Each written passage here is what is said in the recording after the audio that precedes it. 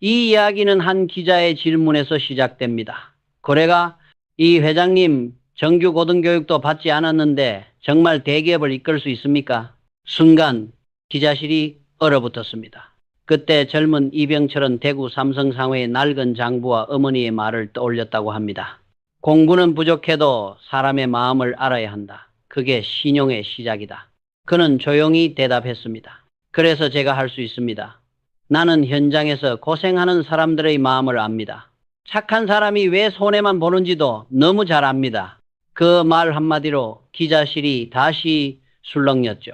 그날 이후 그는 오직 신용과 품질 그리고 사람으로 회사를 키워 1938년 대구의 작은 상점을 오늘날 세계적인 삼성으로 만든 사람이 되었습니다. 이병철이 70년 가까운 세월 동안 깨달은 건 단 하나였습니다. 세상은 착하기만 한 사람에게 냉정하다는 것. 좋은 사람으로 끝나면 절대 신뢰받는 사람이 될 수 없다. 오늘 저는 이병철이 남긴 그 가르침, 착한 사람이 불행해지는 5가지 이유, 그리고 신뢰받는 사람으로 바뀌는 5가지 방법, 그 모든 이야기를 여러분께 들려드리려 합니다. 지금부터 이야기되는 건 철학이 아니라 그가 직접 부도와 위기 속에서 몸으로 배운 현장의 인간학입니다. 끝까지 들으신다면 당신의 착함이 더 이상 약점이 아니라 강력한 무기가 될 겁니다. 영상이 마음에 남는다면 이병철이 평생 강조했던 단어 신용을 댓글에 남겨주세요. 그 한 글자가 오늘의 당신을 바꾸는 시작이 될지도 모릅니다. 착한 사람으로 끝내지 마라. 이병철이 생전에 자주 했던 말이다. 무엇이든 다 받아주면 결국 아무것도 완수하지 못한다. 성실만으로는 신뢰를 얻을 수 없다. 이 말은 그가 직접 겪은 한 사건에서 비롯됐다. 1960년대 중반 수원 방직 공장 확장 공사가 한창이던 시절이었다. 삼성은 그때 전국의 협력업체, 자재공장 운송팀이 한꺼번에 움직이는 복잡한 프로젝트를 진행 중이었다. 이병철은 매일 새벽 6시에 출근해 장부를 확인했고 퇴근 전엔 반드시 현장을 둘러보며 직원들의 얼굴을 살폈다. 그는 숫자보다 사람의 눈빛을 먼저 보는 경영자였다. 그런데 그 과정에서 2명의 관리자가 눈에 들어왔다. 한 명은 언제나 예 알겠습니다로 시작하는 김 과장, 그리고 한 명은 이건 이번 주 우선순위가 아닙니다 라고 단호히 말하는 박 과장이었다. 김 과장은 늘 친절했다. 다른 부서에서 자료를 요청하면 즉시 처리했고 품질팀에서 검사 지원을 요청하면 스스로 뛰어갔다. 공장 인력 부족 소식이 들리면 본인이 직접 현장에 내려가 일손을 도왔다. 휴일에도 회사를 지켰고 불평 한마디 없었다. 사람들은 그를 좋은 사람이라 불렀다. 하지만 박 과장은 달랐다. 그는 항상 계획표를 펴놓고 냉정히 말했다. 지금은 공정 안정화가 우선입니다. 다른 건 다음 주에 논의합시다. 이건 우리 담당이 아닙니다. 대신 팀에 의뢰하세요. 그의 태도는 때로 차가워 보였다. 동료들은 그를 무정하다, 윗사람에게 반항적이다라며 수군거렸다. 그렇지만 이병철은 달리 봤다. 그는 조용히 2사람의 행동을 기록하며 누가 회사의 신뢰를 지키는 사람인지 지켜봤다. 몇 달 후 큰 차이가 드러났다. 연말 전국 공장의 생산 계획과 물류 일정을 모두 취합해야 하는 중요한 시기였다. 기한은 12월 1일, 지연은 곧 손실이었다. 이병철은 평소 성실했던 김 과장에게 맡겼다. 김 과장, 이건 회사의 신용이 달린 일이네. 기한을 반드시 지켜야 하네. 김 과장은 당당히 고개를 끄덕였다. 예, 회장님, 반드시 해내겠습니다. 하지만 마감 하루 전 그는 초췌한 얼굴로 회장실을 찾았다. 회장님, 아직 전국 47개 공장 중 23곳만 완료됐습니다. 그의 다이어리를 보니 일정이 빽빽했다. 설비 점검, 회의 참석, 자료 지원, 품질 보고서 검토, 모두 다른 부서의 일들이었다. 그는 한숨을 쉬며 말했다. 모두 급하다고 해서 우선순위를 정하지 못했습니다. 결국 납기일은 지켜지지 않았다. 보고 체계는 붕괴했고 생산 라인은 멈췄으며 거래처로부터 항의 전화가 쏟아졌다. 신문 기사에는 삼성 연말 납기 차질이라는 제목이 올랐다. 이병철은 김 과장을 불러 조용히 말했다. 김 과장, 성실은 좋은 덕목이지만 방향이 틀리면 재앙이 된다네. 그리고 단호하게 덧붙였다. 성실은 신뢰를 보장하지 않는다. 신뢰는 선택과 집중에서 생긴다. 반면 박 과장은 달랐다. 그에게는 품질 기준 개정안이라는 중대한 과제가 있었다. 그 역시 수많은 요청을 받았지만 그는 냉정하게 우선순위를 세웠다. 12월 15일까지 이 안건에만 전념하겠습니다. 급한 건 팀이 맞는 게 낫습니다. 주변에서는 불만이 나왔다. 협조도 안 하고 융통성도 없네. 하지만 그는 흔들리지 않았다. 기한을 정확히 지키며 완벽한 결과를 내기 위해 밤새 공정을 검토했다. 결과는 놀라웠다. 3일 일찍 완성된 보고서 한 장이 회사의 품질 체계를 바꾸었다. 그 덕분에 다음 해 불량률은 12%에서 4%로 떨어졌다. 이병철은 회의석상에서 이렇게 말했다. 모든 일을 다 받아주는 사람은 결국 아무 일도 끝내지 못한다. 거절할 줄 모르는 사람은 책임질 줄도 모른다. 그 해 연말 인사 결과는 명확했다. 김 과장은 부서 순환 발령, 박 과장은 승진, 평가는 한 줄이었다. 김 과장 성실하지만 핵심 업무 부적합, 박 과장 냉정하지만 신뢰 가능. 그날 이후 이병철은 좋은 사람 대신 신뢰받는 사람을 키우는 조직을 만들었다. 그것이 훗날 삼성의 인재제일 철학이 되었다. 오늘날도 똑같다. 상사의 부탁, 동료의 요청, 고객의 요구 모두 들어주려다 보면 정작 자신이 해야 할 일을 놓치게 된다. 그런 사람은 결국 성실한데 결과가 없다는 평가를 받는다. 이병철은 늘 말했다. 거절은 냉정이 아니라 신뢰의 시작이다. 그리고 마지막으로 이렇게 물었다. 해봤어? 오늘 하루 꼭 해야 할 일 하나를 제외하고 나머지는 단호히 거절해 본 적 있어? 그게 바로 좋은 사람으로 끝내지 않는 법이다. 이병철은 이렇게 말했다. 사람은 자기 기준이 없으면 바람 따라 흔들리는 갈대가 된다. 이 말은 단순한 인생 조언이 아니라 그가 직접 몸으로 배운 경영의 교훈이었다. 1950년대 중반 한국 전쟁이 끝난 뒤 나라 전체가 혼란스러웠다. 삼성도 예외가 아니었다. 무역, 섬유, 금융, 올이 불안정했고 어느 사업에 집중해야 할지 결정해야 했다. 그때 사내 임원들은 서로 다른 의견을 냈다. 지금은 금융으로 가야 합니다. 아닙니다. 수출 중심으로 전환해야 합니다. 전자사업은 시기상조입니다. 모두의 말이 일리 있었다.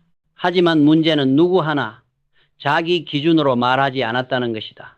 윗사람의 표정에 따라 말이 바뀌고 분위기에 따라 의견이 뒤집혔다. 그 모습을 지켜보던 이병철은 회의실 공기를 단숨에 끊었다. 그만. 그는 천천히 일어서서 말했다. 나는 너희의 눈빛에서 확신을 보지 못했다. 삼성이 어디로 가야 하는지 남의 눈을 보고 결정하려는 사람에게 미래를 맡길 수는 없다. 그날 이후 그는 모든 임원에게 단 한 가지를 요구했다. 자기 충고를 세워라. 이 회장이 말한 축은 단순한 고집이 아니었다. 그는 이렇게 정리했다. 축이란 네가 어떤 상황에서도 흔들리지 않을 세 가지 가치다. 이병철의 세 가지 축은 명확했다. 품질, 신용, 인재. 그는 이 세 가지 중 하나라도 손상되면 그 사업은 반드시 무너진다고 믿었다. 한 번은 수원 방직 공장의 임원이 이렇게 제안했다. 회장님, 이 원단 품질을 조금만 낮추면 원가가 15% 절감됩니다. 이익이 2배로 늘어날 겁니다. 당시 삼성은 자금난이 심각했다. 누구라도 그 제안을 흔쾌히 받아들였을 것이다. 하지만 이병철은 단호히 말했다. 품질을 낮춰 얻은 이익은 결국 신용을 잃는 비용이 된다. 그는 즉시 그 안을 폐기했다. 우린 당장 손해를 보더라도 품질을 깎아서는 안 된다.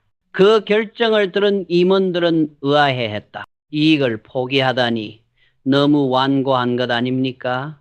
그때 이병철은 짧게 대답했다. 완고하다고?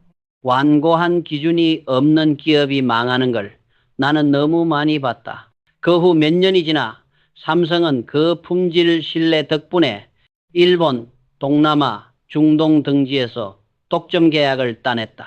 삼성 제품은 비싸지만 믿을 수 있다. 그 한마디가 회사를 살렸다. 이병철은 그때 확신했다. 남의 눈치가 아닌 자기 축으로 버티는 기업만이 오래간다. 그는 회의 때마다 임원들에게 질문했다. 너의 기준은 무엇인가? 삼성의 기준이 아닌 너 자신의 기준은 무엇이냐? 대답하지 못하는 이들에게는 이렇게 말했다. 남의 생각을 따라가는 사람은 결국 자기 인생도 남에게 맡긴다. 이 이야기는 지금의 우리에게도 똑같이 적용된다. 직장에서 상사의 표정, 팀장의 기분에 따라 말을 바꾸는 사람, 회의에서 모두의 의견에 그것도 좋네요라고 맞장구 치는 사람, 결국 누구에게도 신뢰받지 못한다. 이병철은 말한다. 눈치를 본다는 건 네가 기준을 잃었다는 뜻이다. 그는 젊은 간부들에게 이렇게 가르쳤다. 자기 축을 세워라. 그리고 그 축 위에서 결정하라.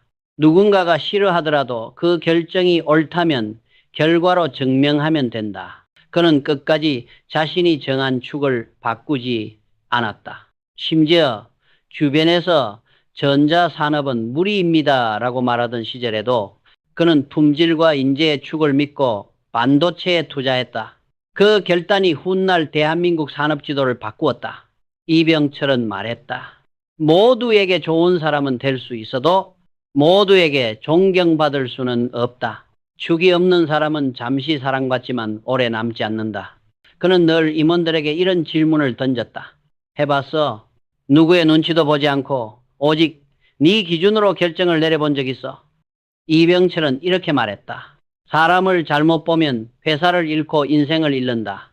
그가 이 말을 남긴 이유는 단 하나, 감정에 속아 큰 대가를 치른 적이 있었기 때문이다. 1950년대 후반, 전쟁이 끝난 지 얼마 되지 않았던 시절, 삼성은 도로 건설, 자재, 운송 등 여러 산업에 손을 뻗으며 재건의 중심에 서 있었다. 그때 한 신생 건설업체 사장이 찾아왔다. 양복 차림도 단정하고 말투는 공손했다. 그는 눈물을 글썽이며 이렇게 말했다. 회장님, 저는 이윤이 아니라 조국의 재건을 위해 일하고 싶습니다. 삼성과 함께 나라를 다시 일으키고 싶습니다. 그 말에 이병철은 깊은 감동을 받았다. 이런 마음을 가진 사람이라면 믿을 수 있겠다. 그는 바로 계약을 승인했다. 총 공사비 12억 원, 다른 업체보다 3개월 빠른 완공 약속이었다. 하지만 한 달 뒤 현장 보고서에 이상한 숫자가 올라왔다. 작업 인원 120명 중 실제 근무자는 35명, 시멘트는 규격품이 아닌 저급 제품이었다. 이게 무슨 일인가?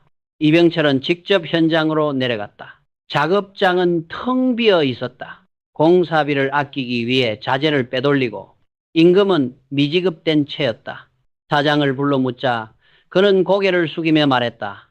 일시적으로 인원을 이동시킨 겁니다. 품질엔 문제 없습니다. 그러나 한 달 뒤 그 회사는 부도가 났다. 이미 지급한 4억 원은 회수할 수 없었다. 그날 밤 이병철은 장부를 덮으며 이렇게 중얼거렸다. 눈물과 말에 속았다. 숫자와 사실을 보지 못했다. 그 사건 이후 그는 단 하나의 원칙을 세웠다. 사람을 감정으로 판단하지 말고 숫자로 검증하라. 그는 삼성의 모든 거래와 협력 과정을 시스템화했다. 제안서에 적힌 단가, 인원, 기간이 논리적으로 맞지 않으면 즉시 보류. 협력업체의 3년 실적, 재무제표, 신용평가를 직접 검토. 사무실 회의보다 현장 방문을 우선. 국가애국 희생 같은 말로 감정을 자극하는 제안일수록 냉정하게 점검. 그는 임원 회의 때마다 물었다. 그 사람의 숫자를 봤나? 데이터 없이 감동으로 판단하는 건 경영이 아니다. 그 후 삼성의 협력 기준은 세계 어느 기업보다 까다로워졌다. 모든 신입사원에게 그는 말했다. 감동은 순간이지만 신용은 평생이다. 몇 년 후 또 하나의 시험이 찾아왔다. 1970년대 초 이병철이 전자사업과 반도체 산업에 눈을 돌리기 시작했을 때다. 수많은 국내외 업체가 찾아와 달콤한 제안을 했다. 회장님, 최신 일본 설비를 싸게 들여올 수 있습니다. 미국 회사와 협력하면 금세 수익이 납니다. 이익률 40%, 위험은 없습니다. 하지만 이병철은 그 모든 말을 듣고 단 하나의 질문만 던졌다. 지난 3년간 실적이 있나? 그들이 대답을 망설이자 그는 미소를 지으며 고개를 저었다. 그럼 끝이야. 그 후 그는 세계 시장에서 검증된 파트너만 남겼다. 손익보다 신용, 감정보다 데이터. 그 기준은 냉정했지만 정확했다. 이후 삼성전자는 불과 10년 만에 수입 조립업체에서 자체 개발 제조기업으로 성장했다. 이병철은 이렇게 말했다. 사람은 말로 판단하면 속고 숫자로 판단하면 배운다. 그는 임원들에게도 같은 가르침을 줬다. 감동적인 이야기를 하는 사람보다 하나의 숫자로 자신을 증명하는 사람을 믿어라. 그 철학은 지금도 삼성의 기본 인사 시스템 속에 남아있다. 직원의 실적 평가, 협력업체 검증, 프로젝트 승인 모두 감정이 아닌 데이터로 이루어진다. 현대 사회에서도 이 원칙은 변하지 않는다. 누군가 저는 열정이 있습니다. 회사에 헌신하겠습니다라고 말할 때 그 말 뒤에 근거가 없다면 반드시 확인해야 한다. 그게 진짜 배려이자 신뢰다. 이병철은 말했다. 확인은 불신이 아니라 신뢰의 출발이다. 그는 마지막으로 젊은 간부들에게 물었다. 해봤어. 사람을 감동으로 판단하지 않고 오직 숫자와 결과로만 평가해 본 적 있어? 그 한마디에 회의실이 조용해졌다. 그는 천천히 미소 지으며 말했다. 그게 바로 사람을 보는 눈이다. 이병철은 평생 결단의 사람으로 불렸다. 하지만 젊은 시절에 그는 놀라울 만큼 조심스럽고 심지어는 망설이는 성격이었다. 무역상 시절 거래처가 2개의 제안을 동시에 들고 왔다. 하나는 안정적이지만 수익이 낮은 계약, 다른 하나는 위험하지만 성장성이 큰 계약. 그는 며칠을 고민했다. 주변 참모들은 서로 다른 조언을 했다. 회장님, 안전하게 가야 합니다. 아닙니다. 이 기회 아니면 다음은 없습니다. 결정을 내리지 못한 사이 2 거래 모두 다른 상인이 가져갔다. 그때 그는 깊이 깨달았다. 모든 선택을 미루는 사람은 결국 아무것도 얻지 못한다. 그 이후로 그는 사람들에게 이렇게 말했다. 먼저 말하지 않으면 아무도 너의 뜻을 모른다. 결단하지 않는 배려는 무책임일 뿐이다. 이 문장이 바로 오늘의 주제다. 먼저 결단하고 명확히 말하라. 1970년대 초 삼성은 수원 공장의 오염 문제가 사회적 논란이 되었다. 공장 주변의 하천이 오염되어 인근 농민들이 피해를 호소했다. 언론은 대기업의 이기심이라며 비난했고 경제단체는 규제 강화는 산업을 죽인다고 주장했다. 양쪽의 시선이 날카롭게 엇갈린 가운데 정부 관계자들이 이병철을 찾아왔다. 회장님, 일단은 시간을 벌죠. 조사 결과가 나올 때까지 조용히. 그는 고개를 저었다. 시간이 문제를 해결하지 않는다. 결단이 해결한다. 그는 다음날 기자회견을 열었다. 삼성은 품질뿐 아니라 사람과 자연에 대한 책임도 품질의 일부라고 생각합니다. 우리는 오염 방지 설비를 전면 교체하겠습니다. 3년 내에 공해 제로를 달성하겠습니다.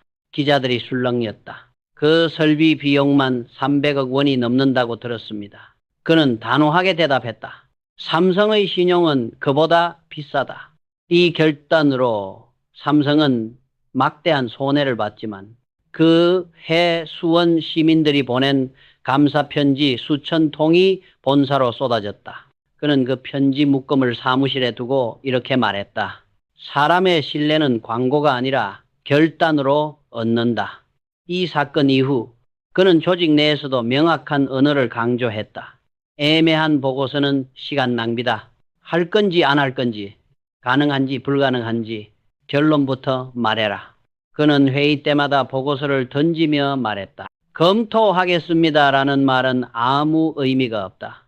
한다 혹은 안 한다. 그게 책임이다. 그의 이런 스타일은 때로 냉정하다는 평을 받았다.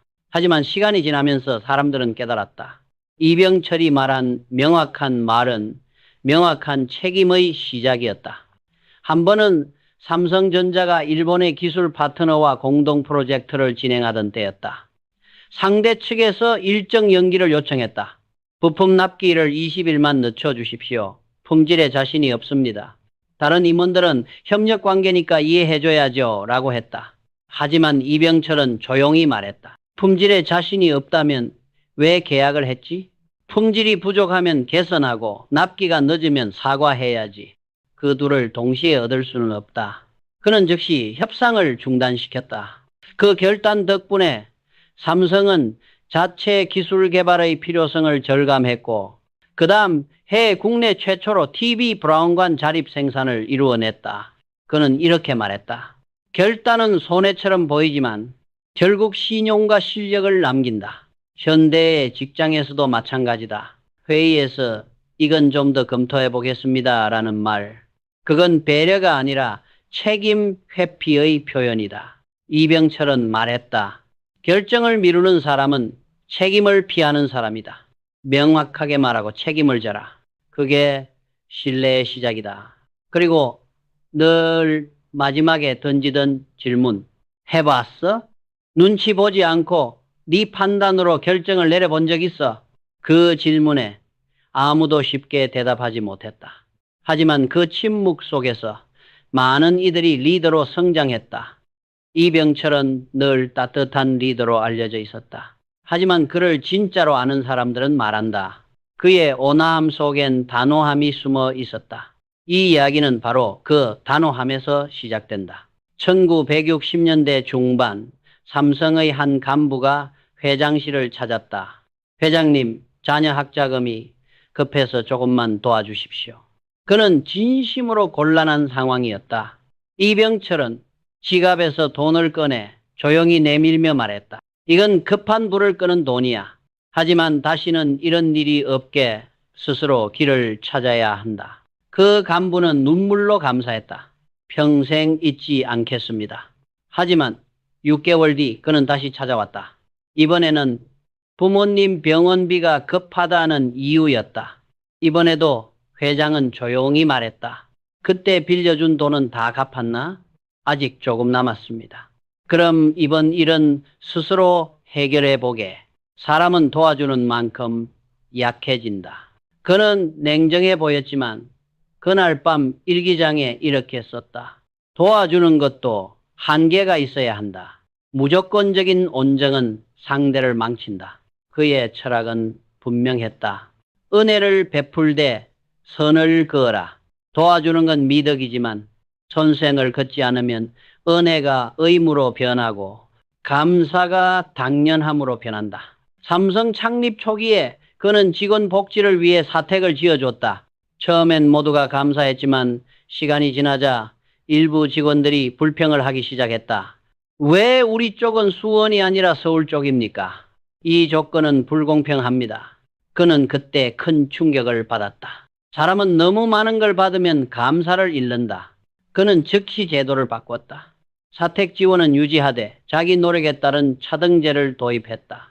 성과와 책임이 있는 자에게 우선권을 주는 것이다. 회사는 복지로 사람을 묶는 곳이 아니다. 기회로 성장시키는 곳이다. 그의 말이었다. 1970년대 후반 한 협력업체 대표가 회장에게 부탁했다. 회장님, 이번 납품 지연은 조금만 봐주십시오. 우리가 삼성을 위해 얼마나 오래 일했습니까? 이병철은 잠시 그를 바라보다가 말했다. 그래서 내가 한번 봐줬지. 하지만 두 번은 없다. 그 단호함의 상대는 당황했다. 그러자 그는 덧붙였다. 진짜 믿는 사람이라면 봐주는 게 아니라 이겨내게 해야 한다. 결국 그 회사는 스스로 문제를 해결했고 1년 뒤 다시 정상 궤도에 올랐다. 그 대표는 훗날 이렇게 말했다.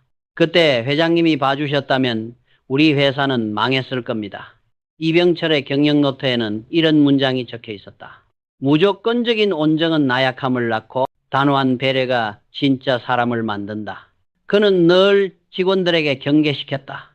사람을 돕는 건 좋지만 대신 그 사람이 스스로 일어설 힘을 빼앗지 마라. 그 철학은 훗날 인재제일 린사이디의 근간이 되었다. 단순히 좋은 사람을 키우는 것이 아니라 스스로 성장할 수 있는 강한 사람을 만드는 것. 그는 말했다. 진짜 은혜는 상대가 스스로 걸을 수 있게 만드는 것이다. 현대 직장에서도 마찬가지다. 누군가 자꾸 일을 대신 부탁할 때 처음에는 도와주는 게 미덕처럼 느껴진다. 하지만 3번, 4번이 되면 그건 더 이상 도움이 아니라 의존이다. 이병철은 말했다. 은혜는 베풀되 선은 그어라. 도움은 한 번이면 충분하다. 그 이상은 그 사람의 성장을 가로막는다. 그는 임원들에게 물었다. 해봤어?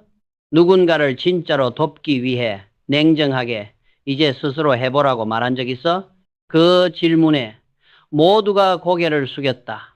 이병철의 철학은 따뜻하지만 현실적이었다. 그는 말한다. 온정은 사랑이지만 방임은 죄다. 강한 따뜻함만이 사람을 살린다. 그는 마지막으로 이렇게 정리했다. 착한 사람은 도와주고 잃는다. 강한 사람은 도와주고 함께 성장한다. 그 말은 지금도 삼성의 사내 명언집 첫 장에 남아있다. 이병철은 생애 마지막까지 스스로를 따뜻한 냉정주의자라고 불렀다. 그 말이 무엇을 의미하는지 오늘 이 장에서 분명히 보여준다. 그는 회장으로서 수많은 사람을 도왔지만 단 한 번도 내가 너를 도왔다는 말을 하지 않았다. 그는 진심으로 이렇게 믿었다. 은혜는 말로 남기지 말고 결과로 남겨야 한다. 이 이야기는 1970년대 후반 삼성이 반도체 사업에 도전할 때의 일이다. 그때 많은 임원들이 반대했다. 회장님, 일본도 아직 손해보고 있습니다. 미국 회사들도 철수하고 있는데 우리가 이걸 하면 망합니다. 모두의 얼굴엔 불안이 가득했다. 그때 이병철은 조용히 말했다. 그럼 해봤어? 망한다고 말하기 전에 해본 적이 있나? 순간 회의실이 얼어붙었다. 그는 천천히 말을 이었다. 나는 인생을 걸어본 적이 있다. 망할 수 있다는 걸 알면서도 나라를 위해 사람을 위해 한 번은 해야겠다고 생각한 적이 있다. 그게 내가 살아온 방식이다. 그날 그는 임원들에게 서류 한 장을 건넸다. 거기엔 단 한 줄이 적혀 있었다. 사업보국, 쓰기, 포, 사업보국, 쓰기. 기업은 이익보다 나라를 먼저 생각해야 한다. 그 한 장의 문장이 삼성의 DNA가 되었다. 그는 이렇게 말했다. 착한 마음만으로는 회사를 못 지킨다. 하지만 강한 책임감은 사람도 나라까지 살린다. 그가 말한 강한 온정이란 무조건적인 도움이나 감정적인 배려가 아니었다. 냉철한 판단 속에서도 사람을 믿고 이끌 수 있는 용기 있는 따뜻함이었다. 그는 후배 경영인들에게 종종 이런 말을 남겼다. 사람을 믿을 땐 끝까지 믿고 잘못되면 책임도 끝까지 져라. 그게 리더의 품격이다. 1983년 반도체 공장 준공식에서 그는 기자들에게 마지막으로 이런 말을 남겼다. 나는 평생 사업으로 나라를 부흥시키겠다고 결심했다. 삼성이 실패해도 누군가는 이 길을 가야 한다. 그게 내 사명이다. 그날 한 기자가 물었다. 회장님, 그렇게까지 하시는 이유가 뭡니까?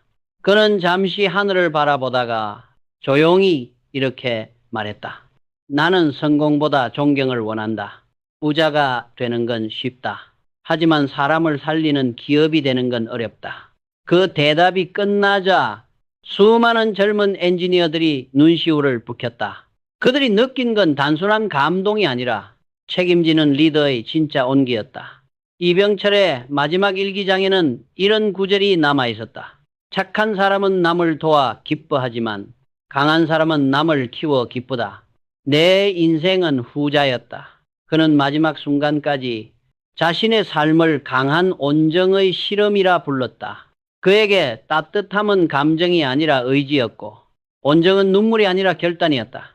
오늘 우리 사회에도 이병철이 말한 그 강한 온정이 필요하다. 부드럽지만 흔들리지 않고 따뜻하지만 냉철하게 판단하는 리더.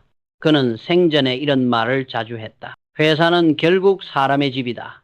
따뜻하지 않으면 오래가지 못하고 강하지 않으면 지켜낼 수 없다. 그의 말처럼 진짜 리더십은 감정이 아니라 냉철한 책임에서 피어난다. 그리고 오늘 이 영상을 보고 있는 여러분에게 묻는다. 해봤어? 누군가를 진심으로 돕기 위해 한 번이라도 냉정하게 그건 네가 해야 해 라고 말해본 적 있어? 그게 바로 강한 온정, 진짜 리더의 품격이다. 지금까지 이야기를 끝까지 들어준 여러분 감사합니다. 오늘 영상 속에서 이병철 회장이 남긴 6가지 철학, 그건 단순한 성공의 비결이 아니라 사람으로서 어떻게 살아야 하는가에 대한 대답이었습니다. 그는 평생 이렇게 말했습니다. 기업은 사람을 만들고 사람은 신용으로 회사를 지킨다. 부자가 되기보다 존경받는 사람이 되어라. 이제 여러분께 묻고 싶습니다. 오늘 이야기 중 어떤 한 문장이 마음에 남았나요? 어떤 단어가 지금의 당신을 가장 흔들었나요? 댓글에 여러분의 마음을 남겨주세요. 아래 중에서 하나를 골라도 좋고 직접 느낀 단어를 적어주셔도 됩니다. 오늘 영상에서 나온 핵심 단어들, 신용, 사람의 생명, 기업의 뿌리, 인재제일 인자이, 최고의 자산은 사람, 품질제일, 빈짓띠, 타협 없는 완성도, 사업 보국 식교 보고 이를 통해 나라를 살리다, 결단치된 머뭇거리지 않는 용기, 추거, 흔들리지 않는 중심, 강한 온정, 따뜻하지만 단호한 마음. 여러분께 드리는 작은 요청, 이 영상이 마음에 닿았다면 댓글에 오늘 당신이 가장 깊이 느낀 한 단어를 적어주세요. 예를 들어 이렇게요. 저는 신용이라는 말이 가장 깊게 남았습니다. 강한 온정, 이제 그 의미를 조금 알 것 같습니다. 쭉 나만의 중심을 찾겠습니다. 그 한마디가 다른 누군가에게는 오늘을 버틸 힘이 될지도 모릅니다. 그리고 마지막으로 이병철 회장이 평생 강조한다는 한 문장으로 오늘의 영상을 마무리합니다. 위기는 늘 오지만 품질과 신용을 지키는 자는 결코 무너지지 않는다. 영상이 마음에 닿았다면 좋아요와 구독으로 여러분의 마음을 남겨주세요. 이병철의 철학이 담긴 다음 이야기에서 또다시 뵙겠습니다. 강한 온정으로 세상을 따뜻하게